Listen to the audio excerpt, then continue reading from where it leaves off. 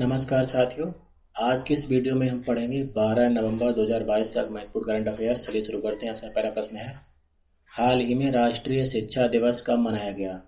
तो राष्ट्रीय शिक्षा दिवस मनाया गया 11 नवंबर को, क्योंकि 11 नवंबर 2008 को अबुल कलाम आज़ाद जी की जयंती पर हर साल 11 नवंबर को राष्ट्रीय शिक्षा दिवस के रूप में मनाने की घोषणा भारत सरकार ने की थी। क्यों की थी? क्योंकि डॉक्टर श्री अबुल कलाम आज़ाद जी भारत के पहले शिक्षा मंत्री थे, इसलिए उनके जन्म दिवस को राष्ट्रीय शिक्षा दिवस के रूप में मनाया जाता है।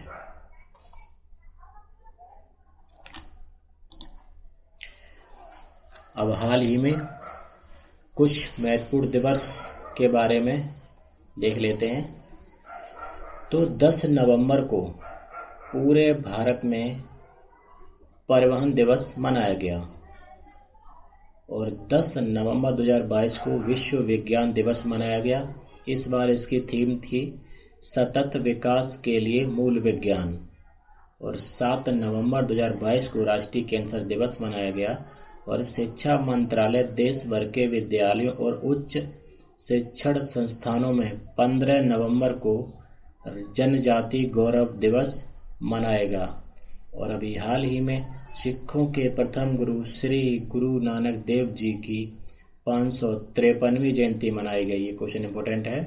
और 2 नवंबर को international day to end impunity for crime against journalist मनाया गया। 7 नवंबर को चंद्रशेखर वेंकट रमन जी की जयंती मनाई गई। और 7 नवंबर को ही विश्व सुनामी जागरूकता दिवस मनाया गया। और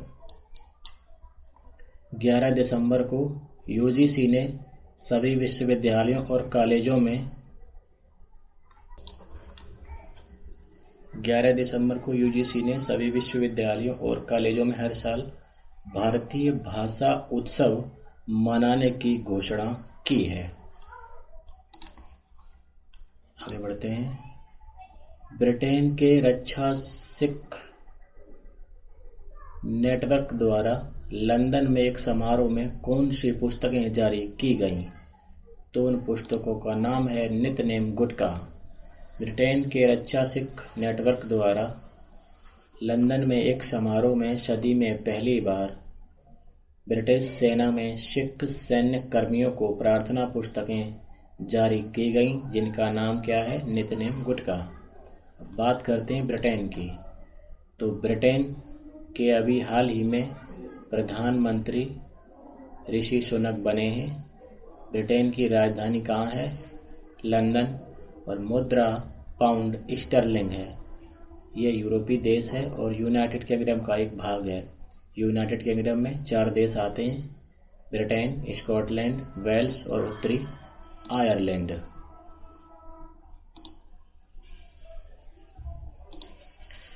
कितने पत्रकारों को हाल ही में डॉक्टर सच्चिदानंद सिन्हा परिवर्तन मीडिया पुरस्कार से सम्मानित किया गया? तो 51 पत्रकारों को डॉक्टर सच्चिदानंद सिन्हा परिवर्तन मीडिया पुरस्कार से सम्मानित किया गया है। डॉक्टर सच्चिदानंद सिन्हा जी की 150वीं जयंती के अवसर पर सामाजिक संगठन जिसका नाम है दीदी जी फाउंडेशन, उसने 51 पत्रकारों को डॉक्टर सच्चिदानंद सिन्हा परिवर्तन मीडिया सम्मान से सम्मानित किया है।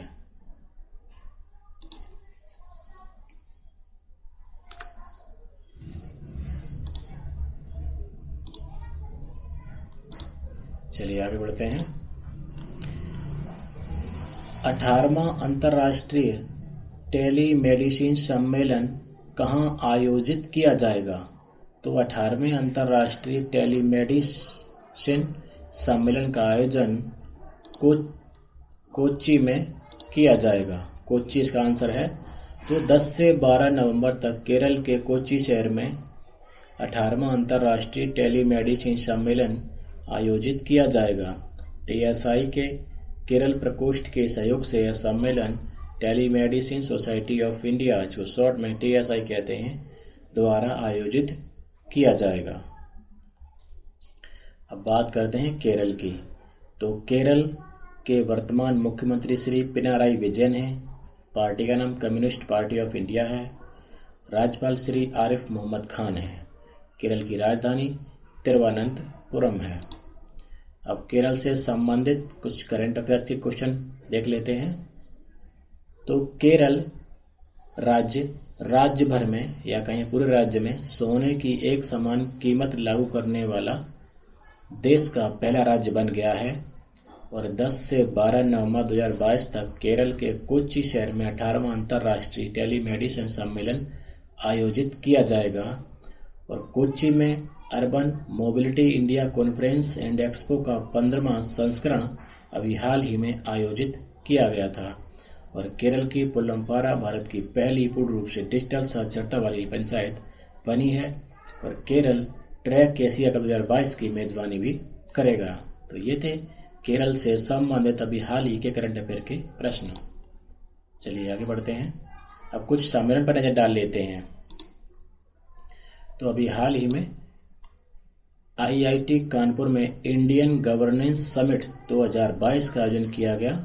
और लोकसभा अध्यक्ष ओम बिरला ने हाल ही में केंद्रीय सूचना आयोग के 15वें वार्षिक सम्मेलन का उद्घाटन अभी किया है। आगे बढ़ते हैं। मिस्र के शर्म अल शेख में पार्टियों के सम्मेलन जिसका नाम है COP 27 के 27वें शिखर सम्मेलन में भारत किस गठबंधन में शामिल हो गया है? तो उस गठबंधन का नाम है जलवायु के लिए मैंग्रोव गठबंधन। जलवायु के लिए मैंग्रोव गठबंधन। 27वें शिखर सम्मेलन में भारत मिस्र के शर्म अल शेख में पार्टियों के सम्मेलन के जलवायु के लिए मैंग्रोव गठबंधन, जिसको शॉर्ट में MAC कहते हैं, उसमें शामिल हो गया है। बात करते हैं मिस्र की। तो राजधानी कैरो या कहीं काहिरा है और मुद्रा पाउंड है। राष्ट्रगान बिलादी बिलादी बिलादी है। वर्तमान प्रधानमंत्री मुस्तफा मैडबाउली हैं और राष्ट्रपति अब्देल फतेह अल सीसी हैं। चलिए आगे बढ़ते हैं। सरकार ने आधार नियमों में संशोधन किया है। नई व्यवस्था के तहत अब कितने वर्ष पर आधार धारकों को अपने आधार कार्ड का नवीनीकरण कराना होगा? तो कब कराना होगा? प्रत्येक 10 वर्ष पर। सरकार ने आधार नियमों में संशोधन किया है। नई व्यवस्था के तहत अब प्रत्येक 10 साल पर आधार कार्ड धारकों को अपने आधार कार्ड का नवीनीकरण कराना होगा और इसके लिए सभी सामान्य दस्तावेज देने होंगे। ऐसा नियम सरकार ने अभी हाल ही में पारित किया है। अब कुछ और नियम अधिनियम देख लेते हैं। तो तमिलनाडु सरकार द्वारा Kaveri south wild life sanctuary को 17वें वाइल्ड लाइफ सेंचुरी के रूप में मान्यता दी गई है। और हाल ही में अभी चर्चा में रहा 103वां संविधान संशोधन जो EWS से संबंधित है, ये जो है चर्चा में रहा था। और सुप्रीम कोर्ट ने बलात्कार के मामलों में 2 फिंगर टेस्ट करने पर रोक लगा दी है। और सुप्रीम कोर्ट ने EWS लोगों के लिए 10% आरक्षण का फैसला 3/5 जजों की सम्मति से बरकरार रखा है। तो 103वां संविधान संशोधन इसी EWS से संबंधित है।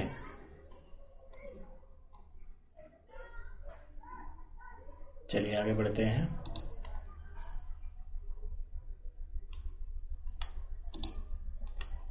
हाल ही में अमेरिका की प्रतिनिधि सभा में पहली बार कितने भारतीय अमेरिकी सांसद निर्वाचित हुए हैं? तो इसका राइट आंसर है 5। इन 5 के नाम हैं, आप पढ़ लीजिए। राजा कृष्णमूर्ति, रो खन्ना, प्रमीला जयपाल, अली बेरा और एक और शख्स इनका नाम है श्री थानेदार, जो भारतीय अमेरिकी बिजनेसमैन है। अब बात करते हैं अमेरिका की। तो राजधानी वाशिंगटन DC है, मुद्रा डॉलर है और राष्ट्रपति जो बाइडेन है और उपराष्ट्रपति कमला हैरिस हैं। अब अमेरिका से संबंधित कुछ प्रश्न देख लेते हैं। तो अमेरिका ने अभी हाल ही में चीन को हराकर महिला बास्केटबॉल विश्व कप 2022 जीता है?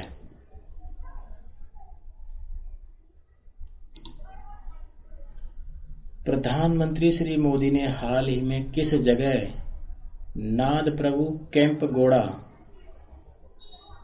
की 108 फुट ऊंची प्रतिमा का अनावरण किया है? इस प्रतिमा को स्टैच्यू ऑफ प्रॉस्पेरिटी भी कहते हैं। तो कहाँ किया है इसका अनावरण? तो इसका अनावरण किया गया है बंगलुरु में। नाद प्रभु केम्पगौड़ा बंगलुरु के संस्थापक थे। इनकी प्रतिमा का वजन जो है 218 टन है, जिसमें 4 टन वजन जो उनकी तलवार का है, और जो मिट्टी ली गई है वो बनाने के लिए वो 22,000 जगहों से इकट्ठी की गई है। इस प्रतिमा को स्टैच्यू ऑफ प्रॉस्पेरिटी भी कहा जाता है, और इस प्रतिमा को जाने माने मूर्तिकार राम बनजी सुतार ने तैयार किया है। अब बात करते हैं कर्नाटक की, क्योंकि बंगलुरु कहाँ है? कर्नाटक में। कर्नाटक की राजधानी है। तो कर्नाटक के वर्तमान मुख्यमंत्री श्री बसवराज बोम्मई जी हैं, जो बीजेपी से हैं। राज्यपाल श्री थावर चंद गहलोत हैं। कर्नाटक की राजधानी बंगलुरु है। स्थापना 1 नवंबर 1956 को हुई थी। अब कर्नाटक से संबंधित कुछ करंट अफेयर के प्रश्न देख लेते हैं। तो अभी हाल ही में स्टैच्यू ऑफ प्रॉस्पेरिटी की 108 फुट ऊंची प्रतिमा का अनावरण श्री मोदी द्वारा किया गया है, और ये मूर्ति किसकी है? नाद प्रभु केम्पगौड़ा उनकी है। तो कर्नाटक सरकार ने स्कूलों और प्री यूनिवर्सिटी कॉलेजों में प्रतिदिन 10 मिनट का योग सत्र या कहें ध्यान सत्र आयोजित करना अनिवार्य कर दिया है। और YKC वाडियारी जो कर्नाटक के हैं, उनको हाल ही में अंतर्राष्ट्रीय कन्नड़ पुरस्कार से सम्मानित किया गया है। और भारत का पहला aqua park fish museum Karnataka में खोला जाएगा।